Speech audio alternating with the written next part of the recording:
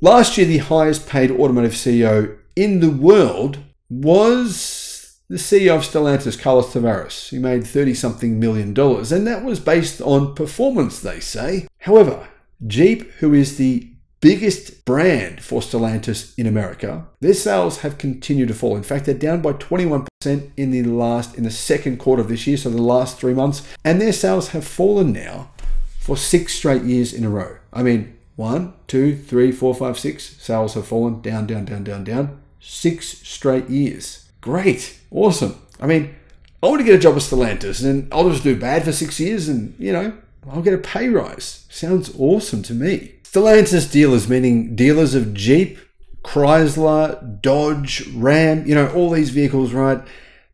Their dealerships have contacted the parent company and they're saying they need help. They can't move cars and, well, what are we going to do about it? What's the head office going to do? Here's what's going on at Stellantis. Hello, my friends.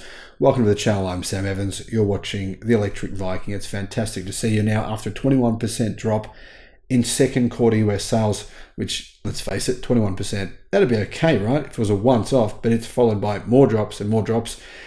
Now, the company has, their brands have some of the industry's highest inventories. They have the highest inventories, period. It's that simple. The overall car market in the US grew by 2.2% in the first half of the year, but Stellantis posted a 16% loss that cut its share by 2 percentage points.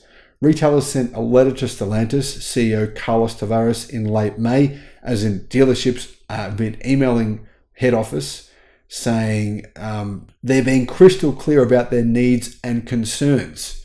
This is from Kevin Farish, who is the chairman of the Stellantis National Dealer Council. Basically, you don't do this unless you have to. So these dealerships feel like they are in a really, really bad position and they don't know what to do. They need help. Farish and dealers met with Tavares and North American COO Carlos Zallenga in Detroit a few days ago. They brought up issues such as insufficient allocation of desirable trim levels of certain models. Dealers pressed their case to executives a couple of days later at a council meeting in Detroit, where they discussed pricing strategy, incentives, and fallout from CDK Global Systems outage. Really, the truth is here, guys, there's one big problem. These dealerships have cars and they can't sell them. All of us have been doing this for a long time and we know what works and doesn't work in America, said Farish, who owns Farish, Chrysler, Jeep, Dodge, Ram in Fairfax in Vermont. He said this to Automotive News. If we're going to get back to the market share that we all know and have enjoyed over those years and then we need to work as a team. And I feel like we're doing that better today than we did prior to this letter. Now, why do you think these dealerships are going to the media? This all could have been kept in-house. It's because the parent company is not doing enough. They've gone to Stellantis, these dealerships, and said, we're in desperate need of help, in financial help. Stellantis have said, yeah, we'll listen and we'll get back to you. And not much has changed, right? In the weeks after the Tavares meeting, Stellantis began, though, allowing dealers to order certain vehicles that they couldn't get in recent months, including base models of the Grand Cherokee and Wrangler and the more feature-packed Grand Cherokee Limited. But guys, the reality is, order what models you want. It's not really going to make a difference. These cars are old, they're undesirable, they have numerous issues, and there's reasons customers are no longer buying these brands like they used to.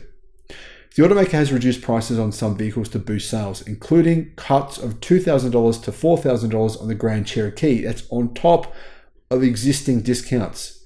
It also began a national summer incentive campaign this month that discounts many nameplates by $2,000. In May, Kelley Blue Book calculated Stellantis' average transaction price as $57,000, 18% above the industry's average of $48,000. Now, a lot of people say the cars are too expensive, even with these discounts. Their products are expensive, and if you ever compare what they sell against the segment that it competes within, It is almost always that their vehicles are on the very top, said Ivan Drury, who is Edmunds' Director of Insights. And it's not a personal opinion from some dude. This is the Director of Insights at Edmunds who actually has the data. For the Jeep products, it's made sense for a long time because of the configurations that they have them available in. And they forged that path for all other brands to go down. But that can only last so long. And once people start thinking, I've got to be frugal, well, yeah, things change.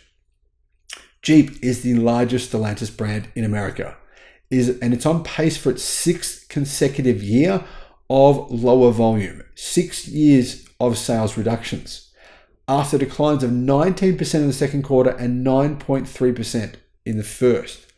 The rugged adventure brand is launching 2 electric vehicles in the coming months and aims for 50% more global sales by 2027. Somehow they're going to magically increase their sales by 50% in the next 2 years.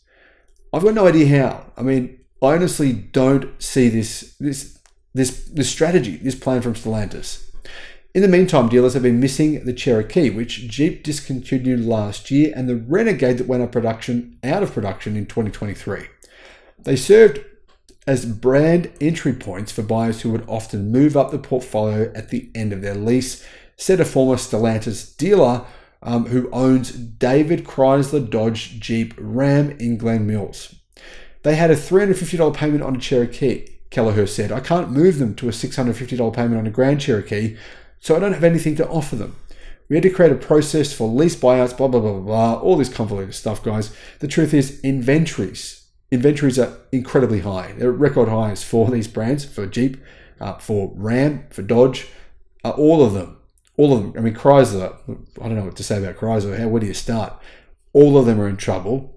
Stellantis CEO was the highest paid automotive industry CEO last year based on performance. Need I reiterate, the biggest brand in America, 6 years in a row, sales have gone down. And he's the highest paid automotive CEO based on performance. Really? Something doesn't add up. Thanks for watching.